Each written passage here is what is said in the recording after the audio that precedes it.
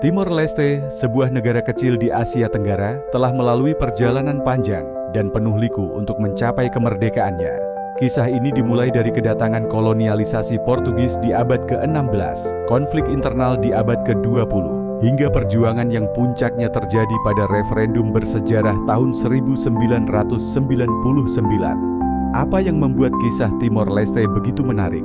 Itu adalah semangat tak tergoyahkan dari rakyatnya.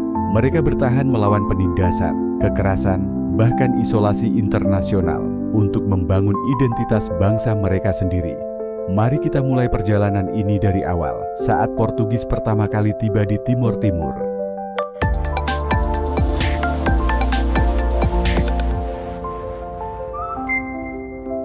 Pada abad ke-16, ketika Eropa tengah berlomba mencari rempah-rempah di wilayah Asia, Portugis tiba di sebuah pulau yang kaya akan cendana. Pulau ini adalah Timor. Cendana, kayu harum yang saat itu sangat berharga di pasar dunia, menjadi daya tarik utama kedatangan Portugis. Mereka segera mendirikan koloni di wilayah timur pulau ini, menjadikan Timor Timur salah satu koloni terkecil mereka di kawasan Asia Tenggara. Namun, tidak seperti wilayah kolonial lainnya, Portugis tidak sepenuhnya mendominasi pulau ini. Di bagian barat Timor, Belanda mulai memperluas pengaruhnya. Pada tahun 1859, kedua negara menandatangani perjanjian yang membagi Pulau Timor menjadi dua wilayah. Timor Barat dikuasai Belanda, sementara Timor Timur tetap menjadi koloni Portugis. Selain perdagangan, Portugis membawa pengaruh besar terhadap budaya dan agama di Timor Timur. Agama Katolik menjadi bagian penting dari identitas masyarakat Timor, yang hingga hari ini tetap menjadi agama mayoritas di negara tersebut. Gereja-gereja tua yang dibangun pada masa itu menjadi saksi bisu dari peradaban kolonial yang meninggalkan jejak mendalam di wilayah ini. Selama lebih dari 400 tahun, Timor Timur berada di bawah kendali Portugis. Namun, segalanya berubah pada tahun 1974. Di Portugal, Revolusi Anjelir menggulingkan pemerintahan otoriter yang telah berkuasa selama puluhan tahun. Salah satu hasil dari revolusi ini adalah keputusan Portugal untuk menarik diri dari semua koloninya, termasuk Timor Timur. Penarikan Portugis menciptakan kekosongan kekuasaan di Timor Timur. Kelompok-kelompok politik lokal mulai bermunculan dengan visi yang berbeda tentang masa depan Timor. Partai Fretilin menyerukan kemerdekaan penuh untuk Timor Timur, sementara UDT, kelompok lain, menginginkan hubungan erat dengan Portugal. Di sisi lain, Apodeti mendukung integrasi dengan Indonesia. Ketegangan antara kelompok-kelompok ini memuncak menjadi konflik bersenjata. Pada bulan November 1975, Fretilin mendeklarasikan kemerdekaan Timor Timur. Namun deklarasi ini ditentang oleh UDT dan Apodeti yang meminta bantuan dari Indonesia. Dalam waktu singkat, Timor Timur berada di ambang perang saudara. Pada 7 Desember 1975, pasukan Indonesia melancarkan Operasi Seroja, salah satu operasi militer terbesar dalam sejarah modern Indonesia.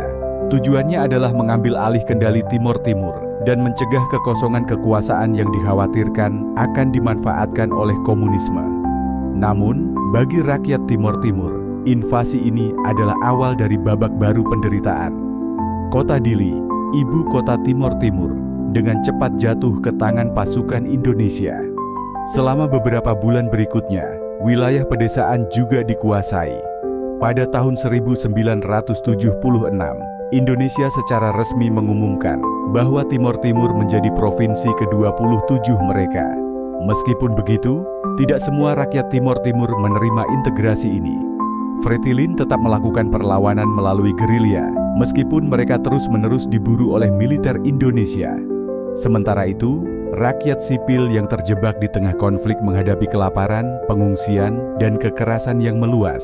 Laporan pelanggaran hak asasi manusia di Timor Timur mulai menarik perhatian dunia internasional. Salah satu peristiwa yang paling membekas dalam sejarah Timor Timur adalah tragedi Santa Cruz. Pada 12 November 1991, ratusan pemuda Timor Timur berkumpul di pemakaman Santa Cruz untuk mengenang seorang aktivis yang gugur. Namun, aksi damai ini berubah menjadi mimpi buruk ketika pasukan militer Indonesia melepaskan tembakan ke arah kerumunan. Tragedi ini menewaskan lebih dari 200 orang, dengan banyak lainnya terluka atau hilang. Namun, yang membuat tragedi ini semakin mengguncang adalah adanya rekaman video yang diambil oleh jurnalis asing. Rekaman ini tersebar luas di seluruh dunia, membuka mata masyarakat internasional terhadap apa yang sebenarnya terjadi di Timor Timur. Setelah tragedi ini, tekanan internasional terhadap Indonesia semakin besar.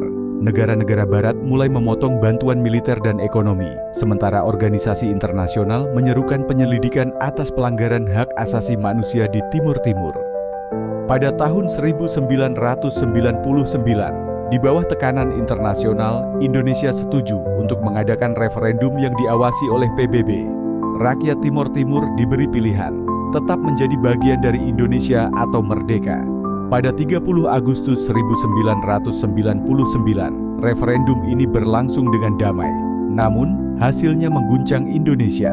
Sebanyak 78% rakyat Timor Timur memilih untuk merdeka.